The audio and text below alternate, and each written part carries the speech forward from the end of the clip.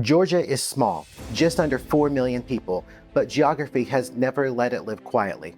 To the north is Russia, to the south, Turkey, to the west, the Black Sea, and just beyond the eastern mountains lie the energy corridors of the Caspian basin. This is where Europe's ambitions, Russian power, and Middle Eastern access converge. For the west, Georgia offers a rare foothold south of the Caucasus, a place where oil, gas, and goods can bypass Russia entirely. For Moscow, it is unfinished business, a former Soviet republic now openly courting NATO and the European Union. That courtship has a cost. Each Western move prompts Russian pushback. Occupation of Abkhazia and South Ossetia, cyber attacks, propaganda campaigns, a constant reminder that Moscow's tolerance for Georgian independence is conditional. Georgia's modern struggle is only the latest chapter in a much older story. In antiquity, this land was Caucasus, a kingdom woven into Greek mythology as the home of the Golden Fleece. The myth carried a truth. Caucasus was a node on the Black Sea trade routes linking the Mediterranean to the Silk Road. Later, the Kingdom of Iberia sat between the Persian and Roman empires, its rulers mastering the art of balancing one power against another. The habit of survival would endure. In the medieval era, Georgia's golden age under Queen Tamar saw its borders stretch from the Black Sea to the Caspian, but always under the watch of greater powers. Seljuk, Turks, Mongols, Persians, each seeing the Caucasus as a gate worth holding. By the 18th century, the eastern Georgian kingdom of Karti-Kaket sought Russian protection through the Treaty of Georgievesik. When Persia invaded in 1795, Russian help never came. It was a preview of what protection would mean in the centuries to come.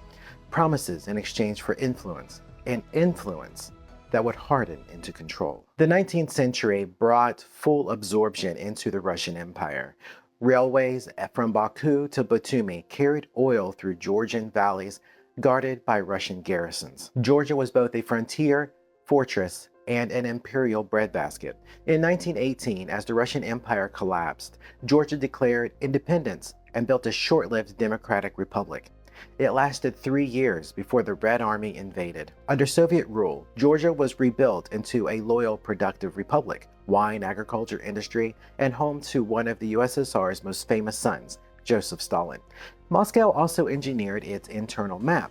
Abkhazia and South Ossetia were granted autonomy inside Georgia, a Soviet method of planting divisions for later use. Those arrangements would become pressure points after independence, ensuring that even in freedom, Georgia's borders would be contested. When the Soviet Union dissolved in 1991, Georgia claimed its sovereignty. The years that followed were turbulent: civil war in Tbilisi, secessionist wars in Abkhazia and South Ossetia, both supported by Russian troops. By the mid-1990s, those regions were lost in practice, if not on paper. The Rose Revolution of 2003 brought Mikhail Saakashvili to power on a pro-Western platform. NATO training missions arrived, EU talks advanced, and the Kremlin grew uneasy. In 2008, NATO membership became an open ambition. Russia answered with a 5-day war, pushing deep into Georgian territory before halting within striking distance of Tbilisi. Witness the terrifying aftermath of a Russian airstrike on one Georgian town. When the dust settled, Russian troops remained in Abkhazia and South Ossetia, a frozen occupation that continues today. From then on, every Georgian step toward the west has been taken under the shadow of these troops, those borders, and the knowledge that geography, once again, will shape every choice the country makes. The Caucasus are not just a bridge between Europe and Asia. It's the lock and key of Eurasian transit. The Greater Caucasus Range runs like a stone wall across Georgia's northern border, forcing movement through a handful of passes and tunnels, most under Russian control. The Black Sea coast offers the only maritime link from the region to Europe that bypasses the Turkish Straits.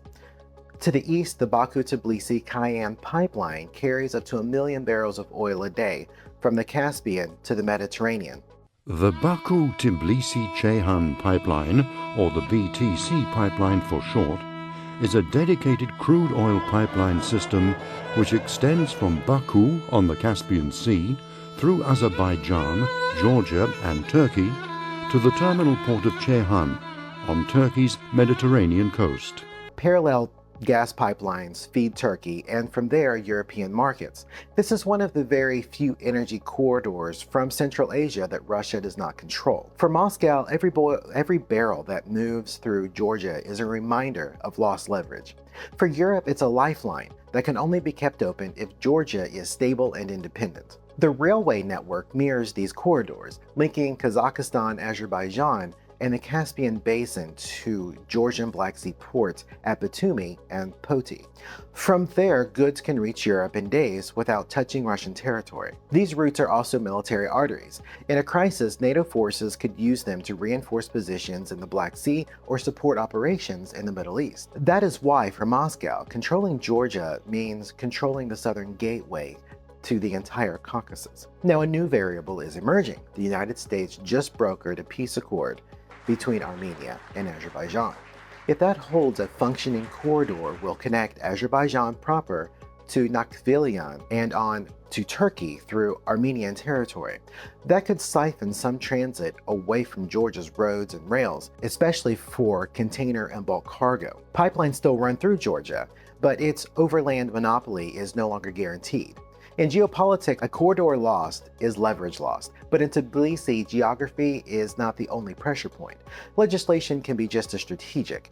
The Foreign Agents Law passed in 2024 mirrors the Russian statute that has been in force since 2012, a law used by the Kremlin to label NGOs, independent media, and critics as tools of foreign powers. Moscow's version hollowed out civil society in less than a decade, stripping away networks that could mobilize against the state. In Georgia's case, the law lands in a landscape already shaped by Russian hard power. Abkhazia and South Ossetia remain under occupation. Energy corridors run through vulnerable valleys.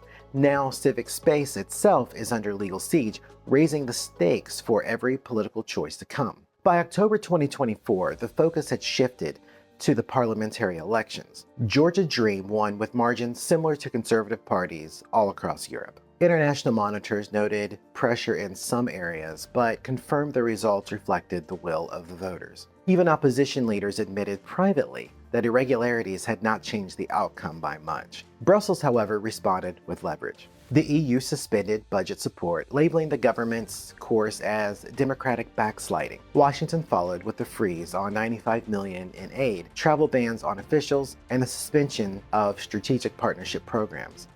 Officially, it was about transparency and democracy.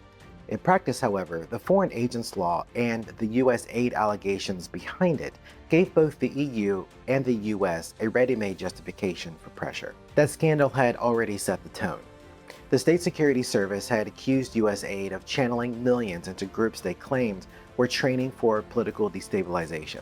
U.S. aid denied the allegations, but several programs were quietly terminated. To Georgia Dream, this was proof the law defended its sovereignty. To critics, it was a convenient excuse to weaken dissent. The split was visible beyond aid and NGOs.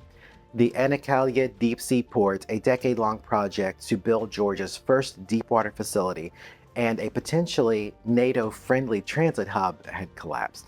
Western partners walked away. Tbilisi claimed the terms were politically impossible, while Western backers blamed a lack of commitment. The result was the same. The most ambitious symbol of Georgia's integration corridor was gone. Then came the Armenia-Azerbaijan Accord. If a direct corridor to Turkey through Armenian territory becomes a reality, Georgia's role as the indispensable transit route weakens. Now, supporters of Georgia Dream see this as proof that hedging and diversification are essential. The opposition warns that without deeper Western ties, Georgia risks sliding from strategic prize to strategic afterthought. Three futures now pull at Georgia's horizon. One, it accelerates EU and NATO integration. That brings security guarantees and economic alignment, but also risks sharper Russian retaliation, cyber attacks, energy pressure, and perhaps another military confrontation along its occupied borders. Two, it slows its Western path, easing tension with Moscow, but at the cost of economic opportunity and political pluralism. Over time, that risks creating a system more dependent on Russia's goodwill than the Georgian people's consent. Three, it tries to hedge, deepening ties with Turkey, Gulf states, or China. This could buy breathing space, but the Caucasus is not kind to neutral corridors. Sooner or later, a power decides which way the gate will swing. For Georgia, the question is not whether the crossroads is dangerous. It's whether the danger is worth the direction chosen.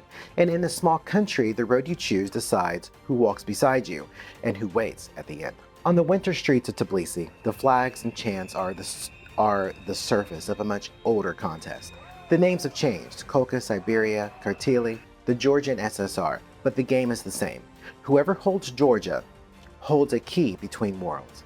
And that is why, long after the crowds disperse, the struggle for the small nation's future will endure.